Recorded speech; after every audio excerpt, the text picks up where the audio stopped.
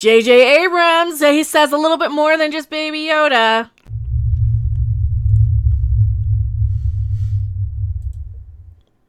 Hello everyone, I am Mecha Random 42, your favorite YouTube harpy. That's loud. Who are you? Why are you here? Why are you in my room instead of in a corner somewhere? Hello everyone, I'm Rob Robot Shlomo, your favorite YouTube Jewish robot. Who's not at all. Neither Jewish nor a robot. Exactly, yeah. But yeah, we're talking about this JJ Abrams Esquire article, and holy crap. So first off, he opens up about finishing The Rise of Skywalker 2 crapping days ago, tells us Baby Yoda, etc., etc. JJ Abrams had only officially been done with Star Wars Rise of Skywalker for a matter of hours when I talked to him by phone 25 days out from release of the 9th film in 4 days of development of the most beloved sci-fi franchises of all time, which he and Rian Johnson and Kathleen Kennedy have run into the toilet. Remember when everyone said, "Oh no, it's not still filming. They're done. Oh, they're done. Oh, yeah, the movie's all so done now. Those rumors aren't true." Oh yes, they were. Oh, yes, they were. Oh, yes, they were. They were still filming, and I said, 2 weeks ago when Anthony Daniels said he just finished his part, JJ Abrams confirmed Sunday. Today's now Wednesday. Sunday, he just finished the movie. Mm-hmm. Just finished the movie. We chatted about the culture of toxic fandom. Suck my toxic fandom. Surrounding Star Wars and the Return of the Knights of Ren. Who cares? In the later trailer, blah, blah, blah.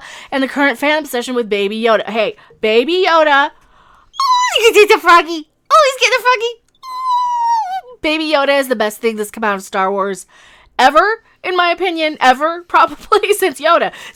I'm a huge Yoda fan, though. He was always my favorite. Original Yoda. But Baby Yoda's a little cuter. Oh, he's that cute. It's like a porg. You just want to squeeze their little faces. It's so cute. Our current conversation had been lightly edited and conduced. Is it conduced or condensed? Condensed. See, I'm reading a teeny tiny little thing. Conduced. I like conduced better. That's not even a word. I like it. Esquire asks, this morning, everyone seems to be talking about the return of the Knights of Ren. I don't care. No, we're not. No, we're not. Too late. Sorry. Too late. Don't care. They're characters that, when we came up with them in The Force Awakens, blah, blah, blah, who cares? It doesn't matter. Does anybody in chat, we have, about 300 people watching, do you guys care about the Knights of Ren? Because I don't. I'm just going to skip over this part, because who cares? Mm-hmm. Get to the good stuff. You finished the movie as of last night, but has anyone seen the finished product yet? He says, oh yeah, sure. I mean, the final film? No. I mean, the truth is, so yes and then no. Nobody has. We haven't seen it together. You've seen clips. You've seen 5-minute clips. And this is why JJ's crap is, I'm not, he thinks I'm going to smack him. JJ's crap is a bunch of disjointed memes. And nothing even matters. Nothing makes sense and nothing matches because they watch it in these little clips and they don't watch it for 2.5 hours from beginning to end. And everybody's saying, no, Knights of Ren and Stimpy, Mandalorian's amazing. Yeah, they're saying, no, not really. Nobody cares about the Knights of Ren. Who cares? The Knights are going to whack Baby Yoda. If they hurt Baby Yoda, I will hurt them. We're going to hurt their movie back. That's what we're going to do. But no, they haven't even seen the finished movie yet. The way it works is you do the mix. You go back and forth between 2 different places, like you're doing the picture and the color correction place. You're doing the sound mix stage. So it's like getting it in pieces where you say, oh, that looks amazing. But none of it makes sense. It's just all a bunch of little shots that look good in 2-minute clips. And this is the same shit they do in Star Trek. The same crap. Yes, but why are they flying? Oh, they're flying now. They always did. Boba Fett. Suck off. Oh, that sounds incredible. Then you're putting all the pieces together in your head. But of course, I've shown it to friends and family, a family screening. But I've never done a test screening. They've never done a test screening on this edit. Oh! They didn't do a test screening on this final edit? Which means it's something completely new. So this is nothing that nobody knows what the crap we're getting. They did not. You gotta do a test screening on your final edit. Oh my god. You like Chef Carolyn's in chat. You gotta taste it before you serve it. Oh. I don't know if I want to go on. Power through it. Did I miss the part where he talks about us? I don't know. Did I miss that part? No, keep going down. Keep going. Carrie Fisher. It was after all this, right? Is after Carrie Fisher. Go down a little bit. Phrasing. Giggity. Esquire, here we go. This is the good stuff. Here's where we get to the good stuff. Over the last couple of years since The Last Jedi came out, I've been writing a lot about the response to that movie and some of the toxic press like you, Matt Miller. Matt, you're on my list. Matt Miller, you're on my enemies list now. Especially because you didn't even include me in the article. You include people like Doomcock. But what, you're threatened by strong females on the internet? That's what they are. Oh, this gets cute. You can't jiggle as well as me, though. I don't want to be condescending here. That's all he is. He's just threatened by strong women on the internet, this Matt Miller. That's why he didn't mention any of us. No. He calls out like Doomcock and World Class Bullshitters and all the other channels. But no, he doesn't mention people like me. Some fans who had issues with filmmaking, other fans had issues with some of the more progressive themes. No, we had issues with being called Mecha Trollface by Pablo Hidalgo and being called toxic by the shill access media who has a problem with the fact that we get more views than they do, and they don't like that, and that's why they call us toxic, right? We're just louder and we make more of a stink. We don't just eat every little piece of shit that comes down our throats. You know, some people might like to swallow diarrhea. I personally don't. Some people do, and some people eat it up and thank you, and they say thank you for more. We would like more of your liquid diarrhea that comes out of as your movie. I don't want it. I want something a little bit better than regurgitated, reused crap. And thank you so much again, Michael Clark, $4.99 super chat. I really appreciate it.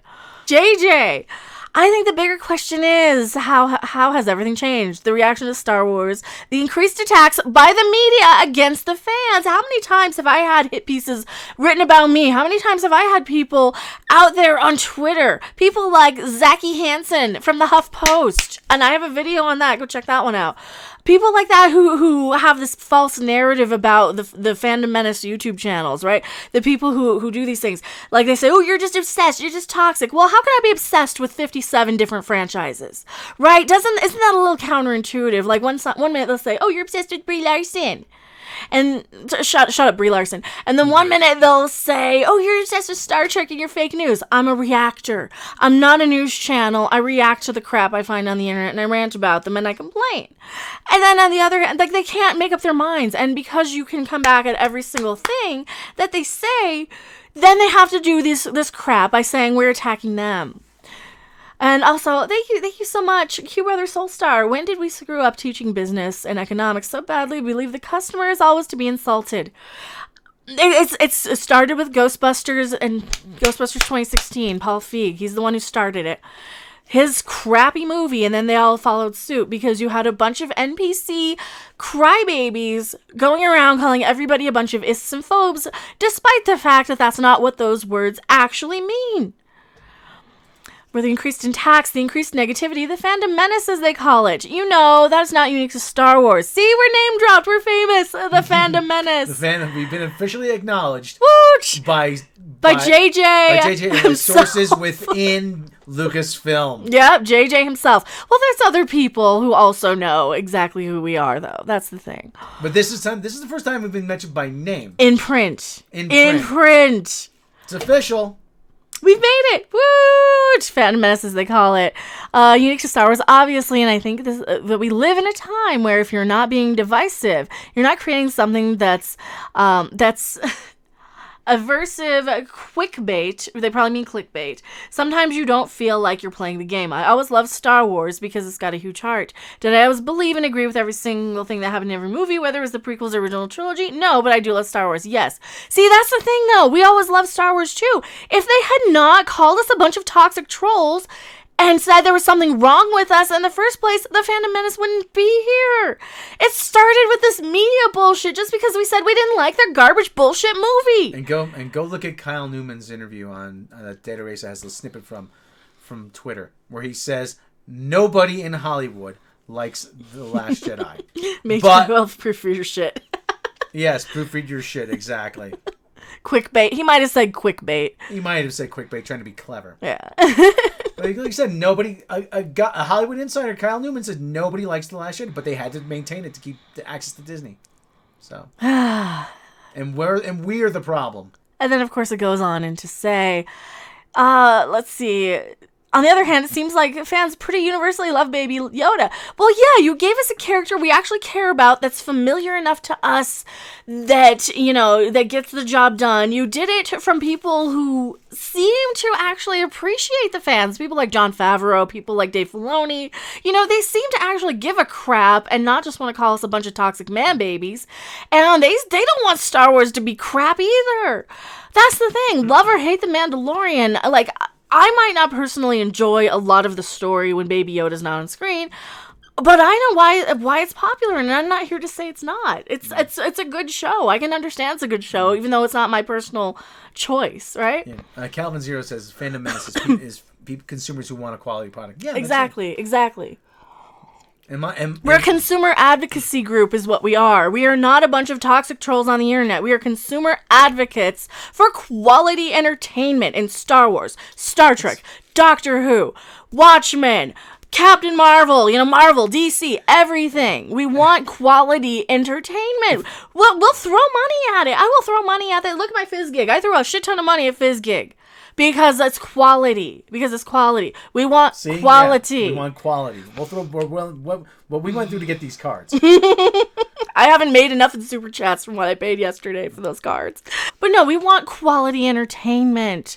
And the rest of this is just fluff, sucking JJ off and kissing his ass. But at least we're being heard and we're being acknowledged. And that was the first thing I said with Baby Yoda is like, well, hey, I'm the one who asked for cute stuff. I'm the one who said, yeah, give me something cute that I can squee at, that I can buy toys of and buy merch of. And they are actually listening and they do hear us, but I think they're still a little combative, according to people like the media, because the media said we're toxic. JJ only said, oh yeah, they're the more negative and vocal part, but the toxic media has this narrative that we're wrong, that we're at fault. It's like, guess what? A, we didn't make the shit, and B, we don't have to buy it. Movies are not mandatory. We don't have to spend money on Rise of Skywalker if you're going to treat it like just nothing, like it's this mass consumed, like it's McDonald's. Because I want a little bit more quality from Star Wars than that. Film as product does not work for a series like this. But yeah, so that is the little clip version of this video. I'm going back to my live chat here.